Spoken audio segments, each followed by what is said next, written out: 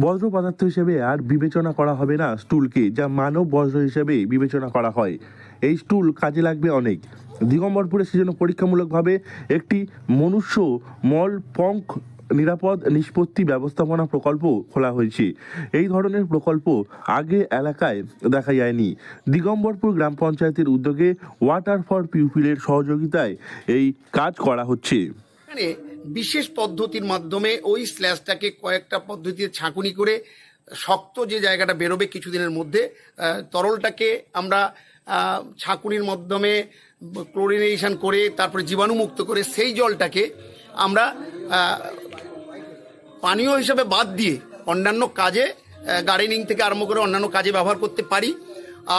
আর ওটাকে আবার বোটলিং করে ওই জলটাকে আমরা বাগানের কাজেও ব্যবহার করতে পারি সারের হিসাবে।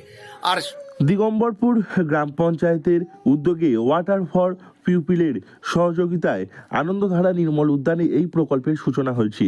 ইতিমধ্যে এই প্রকল্পের কাজ খতিয়ে দেখেছেন পাথর প্রতিমার বিধায়ক তথা সুন্দরবন উন্নয়ন পর্ষদের চেয়ারম্যান সমীর কুমার জানা, মথুরাপুর লোকসভা কেন্দ্রের সাংসদ বাপি হালদার। এই প্রকল্পের অধীনে গ্রাম পঞ্চায়েত এলাকায় ভর্তি হয়ে যাওয়া টয়লেটের ট্যাঙ্ক চিহ্নিত করা হবে।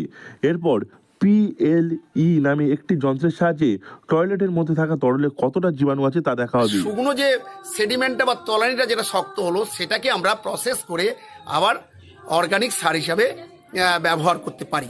এটা হচ্ছে কি মূল, অর্থাৎ যেমন বাড়ি বাড়ি শৌচাগার হয়েছে, শৌচকর্মের পরে যেগুলো জমে যায় যে মলটা, সেই মলটা পচে যাওয়ার পরে যেটা হয় সেটাকে এখানে পরিশুদ্ধ করে বিভিন্ন রকম জীবাণুমুক্ত করে এটাকে চাষের কাজে পুনরায় ব্যবহার করার পদ্ধতিটা হবে এই প্রকল্পটার মূল উদ্দেশ্য। জৈব সার হিসেবে ব্যবহার করা হবে। টয়লেটের মধ্যে থাকা কতটা জীবাণু আছে ও কী ধরনের জীবাণু আছে সেটা পরীক্ষা করা হবে। যদি ক্ষতিকারক জীবাণু থাকে তাকে পরিশোধন করার জন্য একটি ব্যবস্থা নেওয়া হবে। ক্ষতিকারক জীবাণু না থাকলে সেটি উত্তোলনের জন্য গ্রাম পঞ্চায়েতের সঙ্গে পারিশ্রমিক হিসেবে একটা চুক্তি হবে। পরে স্যাকার মেশিন দিয়ে নিজে থেকে সেটা তোলা হবে।